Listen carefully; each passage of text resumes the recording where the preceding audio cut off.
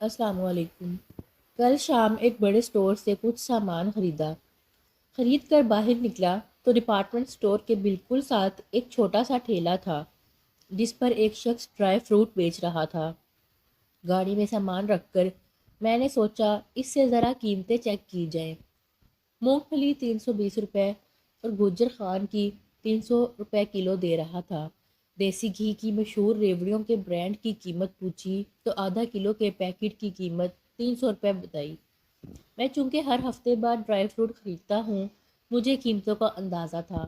میں نے بڑی سختی سے اسے کہا کہ وہ مارکیٹ ریٹ سے زیادہ بتا رہا ہے، جبکہ مجھے فلاں اسٹور سے ہر چیز 20-25 روپے کم مل رہی ہے۔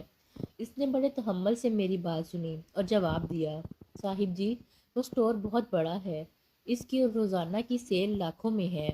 قیمت کو کم بھی کر دیں تو ان کے روزانہ کے منافع میں کوئی کمی نہیں آتی۔ میں ایک غریب دکاندار ہوں، سڑک کے کنارے بیٹھا ہوں، میری روز کی سیل 1000، 2000 یا 3000 کی ہوگی، جس میں سے مجھے زیادہ سے زیادہ 500 روپے بچیں گے۔ میں اپنا منافع کم کر دوں تو گھر خالی ہاتھ ہی جاؤں گا۔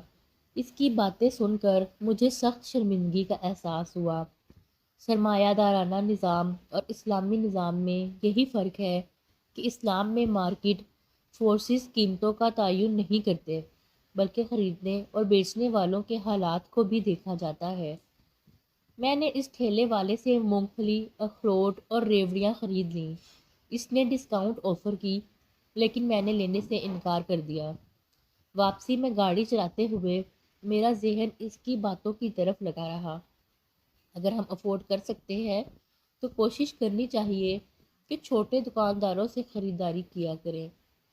بڑے بڑے ڈپارٹمنٹل سٹورز کو تو اللہ نے پہلے ہی بہت زیادہ دیا ہے، ان کے منافع میں کمی نہیں آئے گی۔ اگر ہم چھوٹے دکانداروں کا خیال رکھنا شروع کر دیں تو شاید وہ بھی بے ایمانی کرنا چھوڑ دیں۔ ہر انسان اپنی نیچر کے حساب سے ایک اچھا انسان ہوتا ہے، اسے برا حالات بناتے ہیں، میرے اور آپ جیسے لوگ بناتے ہیں۔ اپنے لیے 20 روپے سستی مونگ پھلی خریدنے کے لیے 100 روپے کا پیٹرول خرچ کر کے بڑے اسٹور پر جانے والے بتاتے ہیں، جن لوگوں کو اللہ نے کم دیا ہے ان کا خیال رکھیں۔ تو امید ہے ہماری آج کی کہانی آپ کو پسند آئی ہوگی۔ پسند آئے تو ویڈیو کو لائک کریں، چینل کو سبسکرائب کریں اور کمنٹ سیکشن میں اپنی رائے کا اظہار کریں۔ اللہ حافظ۔